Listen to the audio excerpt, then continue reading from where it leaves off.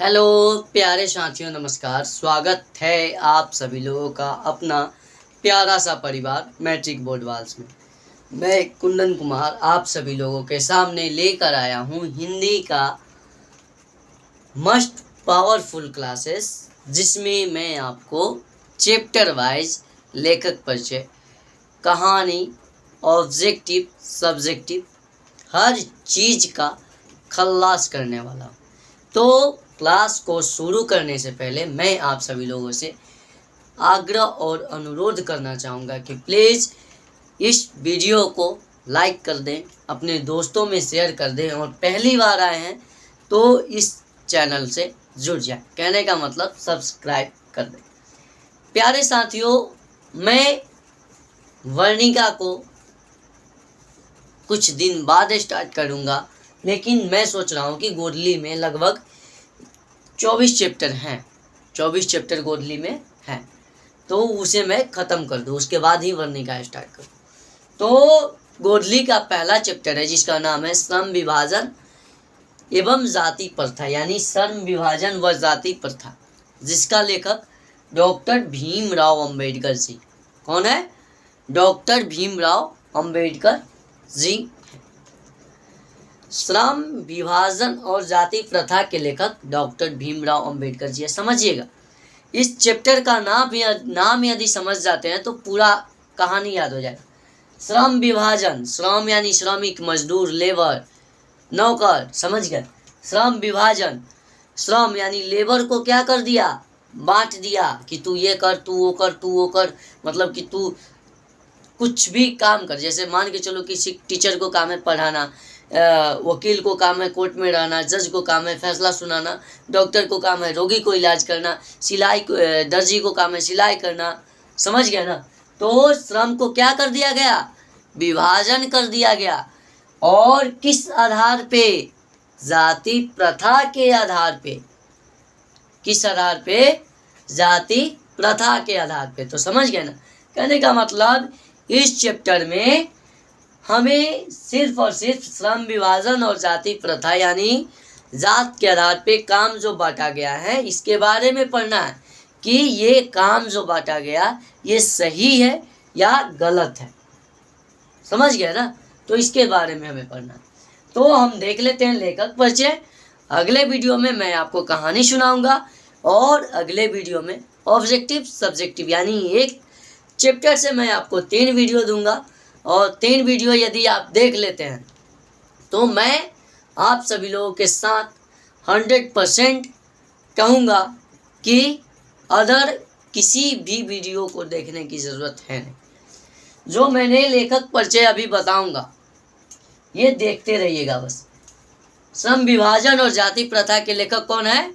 Doctor Bhimrao Ambedkar. Doctor Bhimrao Ambedkar, जिनका जन्म 14 अप्रैल 1891 महू मध्य प्रदेश।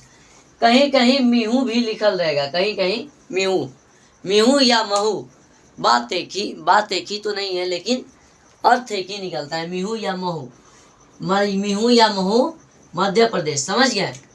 ये मध्य प्रदेश जो कि एक दलित परिवार था। दलित परिवार कहने का मतलब नीच जात के लोग, छोट जात के लोग, यानी दलित परिवार में इनको क्या हुआ? जन्म हुआ। किसको?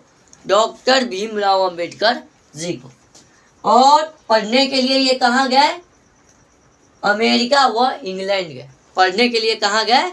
अमेरिका व इंग्लैंड गए। समझिएगा, ज़्यादा डिटेल्स मैं आपको नहीं दे पाऊँगा, लेकिन जो दूंगा 100% सिक्योर दूंगा।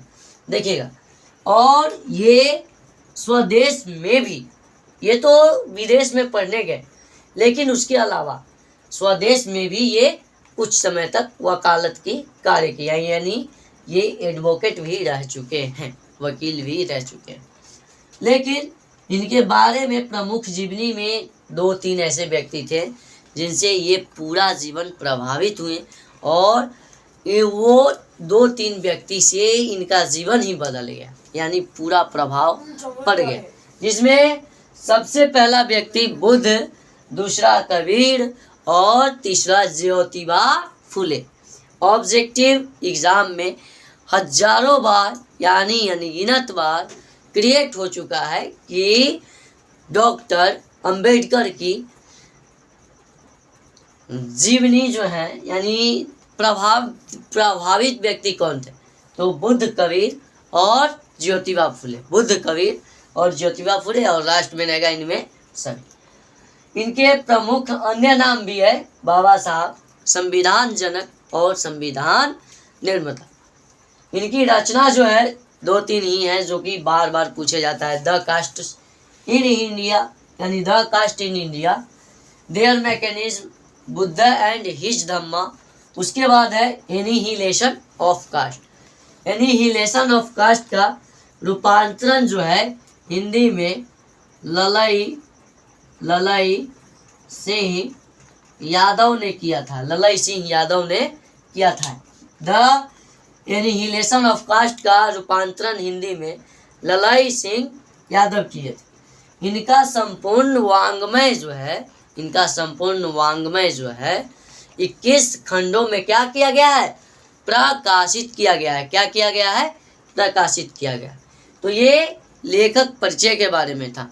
मैं आप सभी लोगों को 100% विश्वास दिलाता हूँ कि यदि आप इतना देख लेते हैं तो इसके अलावा और कहीं किसी भी तरह का और कोई भी चीज़ यानी कोई भी ऑब्जेक्टिव या कुछ भी है जो आएगा इसी से आएगा। 100% मैं आपको बताता हूँ। अब देख लेते हैं थोड़ा श्रम विभाजन और जाति प्रथा के हिंट्स। जैसे कि बताया गया है, बाबा साहब बोलते हैं कि श्रम के आधार पे यानी जाति प्रथा के आधार पे पहले तो तू काम फिक्स कर दिया कि चलो भाई तुम टीचर हो तो पढ़ाना, दर्जी हो तो कपड़ा सीना, उसके बाद तू बढ़ई हो तो फर्नीचर का काम करना, बनाने का काम करना, मिस्त्री हो तो किसी चीज़ को बनाने का काम करना, समझ गए ना।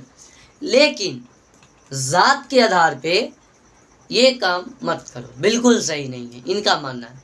लेकिन जातिवाद के कुछ पोषकों का यह कहना है कि नहीं, काम तो बांट दिए, लेकिन जब तक आप नहीं बताइएगा कि नहीं आप ये नहीं कीजिएगा, आपको यहीं जैसे कि छूट जाते हैं तो नाला साफ़ करना है तो उसको ही नाला साफ़ करना है, किसी और हजाम है तो बाल काटना है तो सिर्फ हजाम को ही बाल काटना है, समझ गए। मोची जो है जिसे क्या कहते हैं चमार, उसे जो है चाम ले जाकर जूता या चप्पल बनाना है तो उसको ही बनाना है, किसी और को नहीं बनाना है, समझ गए ना। तो ये जात के आधार पे काम बांटना अच्छी बात नहीं। इनका जातिवाद के पोषकों का यह कहना है, लेकिन इनको ये बिल्कुल % ये नहीं मानते, यहाँ 100% नहीं मानते कि नहीं ये गलत है, अंबेडकर जी कहते हैं, ठीक।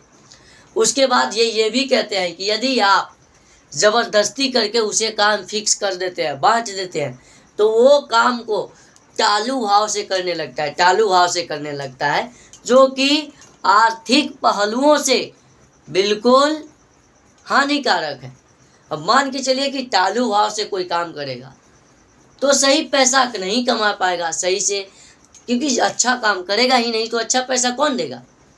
ये दुनिया सिर्फ और सिर्फ काम का है, कुछ चीज़ का नहीं। आप किसी भी व्यक्ति के पास जाइए, आप जितना ज़्यादा काम कीजिएगा आपको उतना ज़्यादा वैल्यू देगा, उतना ज़्यादा रकम देगा। जितना अच्छा काम कीजिएगा उतना अच्छा आपको पैकेज मिलेगा। लेकिन आप टालू भाव से कीजिएगा तो आपको पैसा भी टालू की तरह ही मिलेगा, समझ गए। ये सब इनके बारे ये चैप्टर में जिक्र किए हैं और ये भी बताए हैं कि लोकतंत्र यानी कहने का मतलब हमारे संविधान में इसका भी महत्वपूर्ण योगदान है, जो कि काम वितरण कर दिया गया है, जो कि काम बांट दिया गया है।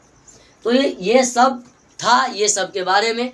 और जैसे ही मैं अगला वीडियो लेकर आऊँगा तो उसमें कहानी को बताऊँगा स्टेप बाय स्टेप, समझते चलिएगा।